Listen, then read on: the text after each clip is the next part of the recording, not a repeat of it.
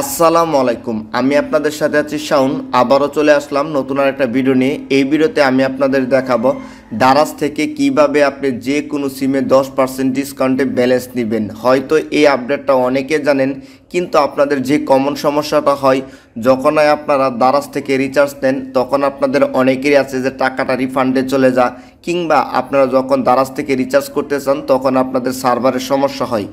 আসলে এই সমস্যাটা কেন হয়, সেটা কিভাবে সমাধান করবেন, তাছাড়া এই ক্যাম্পেইনটা কত তারিখ থেকে কত তারিখ পর্যন্ত চলবে, কত টাকা রিচার্জ করতে হবে, কত টাকা ক্যাশব্যাক পাবেন, একদিনে কত টাকা ক্যাশব্যাক পাবেন, এই সব কিছু নিয়ে আজকের এই ভিডিওটা। প্রথমে আমি চলে যাব সরাসরি দারাজে। দেখেন আমি সরাসরি দারাজটাকে ওপেন করি। আমি চলে আসলাম দারাজে। এই যে আপনারাও চলে আসবেন দারাজে। প্রথমে একটু কষ্ট করে যে কাজটা করবেন, প্লে স্টোর থেকে দারাজ অ্যাপসটা আপডেট করে নেবেন। আপডেট করলে আমি ঠিক যেভাবে দেখাবো আপনারা ঠিক এভাবে দেখতে পারবেন। আমি প্রথমে দারাজ অ্যাপসটাকে ওপেন করলাম। ওপেন করার পর আপনাদের কাছে ঠিক এরকম ইন্টারফেস দেখাবে। আমি আপনাদেরকে দেখাচ্ছি। এই যে দেখেন মোবাইলের মতো আইকন, এই আইকনে আপনি ক্লিক করবেন। যদি এই আইকন না থাকে তাহলে আপনি এখানে রিচার্জ বা টপ আপ লিখলেও চলবে। আমার এখানে যেহেতু আইকন আছে, আমি এই আইকনের মধ্যে ক্লিক করলাম। দেখেন আমি এই আইকনের মধ্যে ক্লিক করে দিলাম।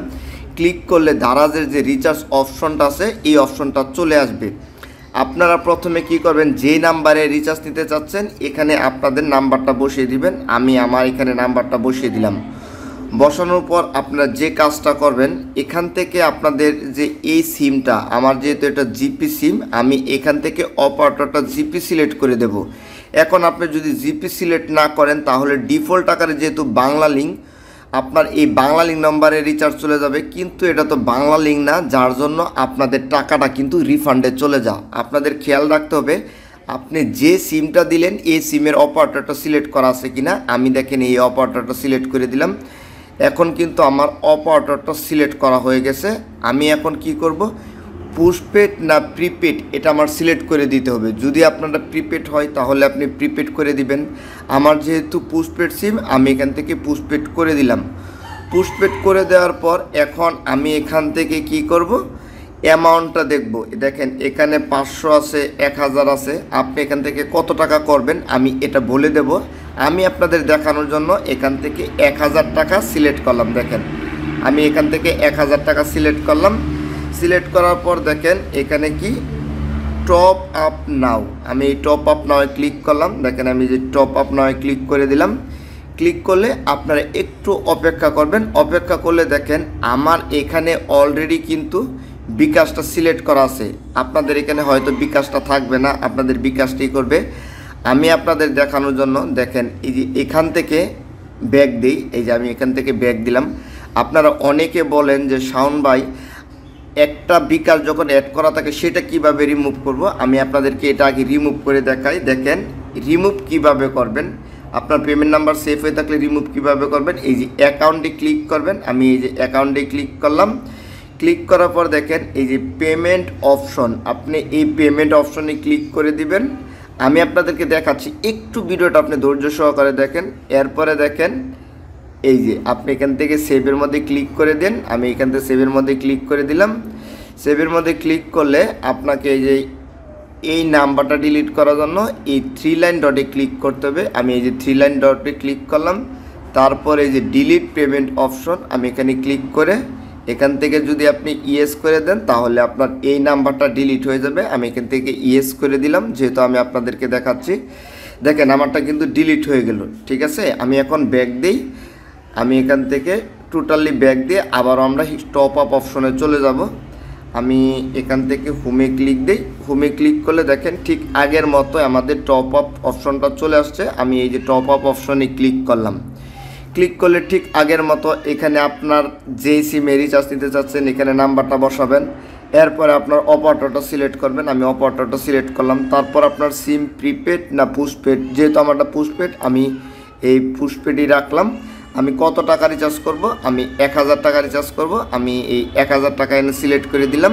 সিলেক্ট করে দেওয়ার পর দেখেন এই যে টপ আপ নাও, আমি এই যে টপ আপ নাও ক্লিক করলাম। যদিও একটু ভিডিওটা বড় হচ্ছে, তবে আমি আপনাদেরকে এ টু জেড চেষ্টা করতেছি যেন আপনারা আমাকে কমেন্ট না করতে হয়। দেখেন এখন কিন্তু ওই নাম্বারটা কিন্তু আসতেছে না। এখন আমাদের নতুন করে নাম্বার বসাতে বলতেছে। আমরা এখন কি করব, এই যে সেভ বিকাশ অ্যাকাউন্ট, এটার মধ্যে আমরা ক্লিক করে দেবো। দেখেন আমরা এটার মধ্যে ক্লিক করলাম।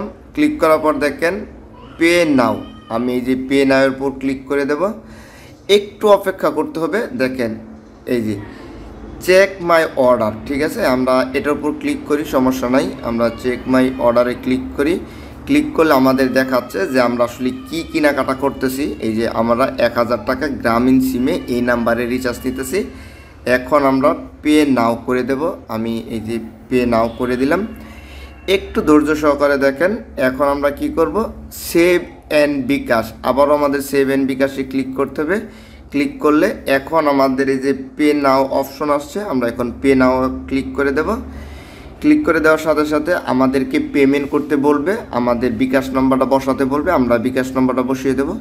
আসলে আপনাদেরকে আমি চেষ্টা করি সব সময় যেন A to Z শেখানোর জন্য। দেখেন আমি আমার একটা বিকাশ নাম্বার দিচ্ছি, আপনারা কি করবেন, আপনাদের বিকাশ নাম্বারটা দিয়ে দিবেন এই জায়গাতে, আর এই জায়গাতে কনফার্ম করে দিবেন। কনফার্ম করলে আপনার বিকাশ সিমে একটা ওটিপি কোড যাবে, আপনি এখানে ওটিপি কোডটা বসিয়ে দেবেন। আমাদের ওটিপি কোডটা আসুক।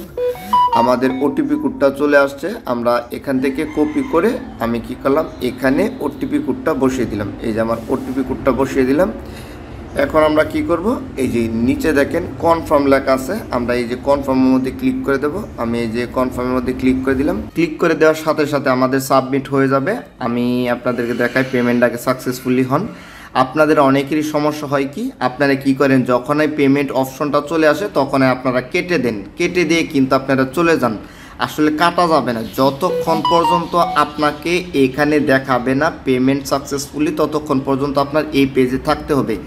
দেখেন আমার কিন্তু অলরেডি কিন্তু ক্যাশব্যাকটা চলে আসছে। যদি আমি আপনাদেরকে একটু দেখাই, আমি আপনাদেরকে একটু এখান থেকে দেখাচ্ছি।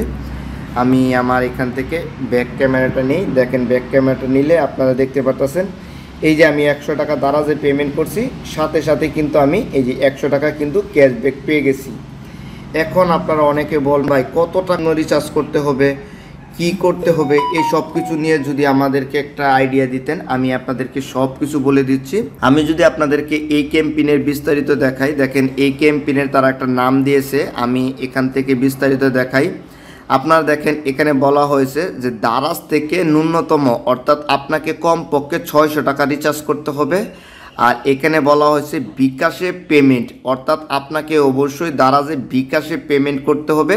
আর কত টাকা ক্যাশব্যাক পাবেন, আপনি সর্বোচ্চ ক্যাশব্যাক পাবেন 200 টাকা পর্যন্ত। এখন 200 টাকা কিভাবে পাবেন, আপনি কমপক্ষে 600 টাকা রিচার্জ করতে হবে। আপনি যদি এখন 500 টাকা রিচার্জ করে ক্যাশব্যাক খুঁজেন তাহলে কিন্তু ক্যাশব্যাক পাবেন না। আপনাকে কত টাকা রিচার্জ করতে হবে, কমপক্ষে 600 টাকা করতে হবে। এখানে আরেকটা তারা শর্ত জুড়ে দিছে, দিনে 10% হারে 100 টাকা পর্যন্ত ক্যাশব্যাক পাবেন। অর্থাৎ আপনি যদি একদিনে যদি 2000 টাকা রিচার্জ করেন তাহলে আপনি কিন্তু 100 টাকায় পাবেন। আপনারা কি করবেন, একদিনে 1000 টাকা রিচার্জ করবেন তাহলে 100 টাকা পাবেন। আবার এই ক্যাম্পেইনটা যেহেতু 9 তারিখ থেকে শুরু হয়েছে 15 তারিখ পর্যন্ত চলবে।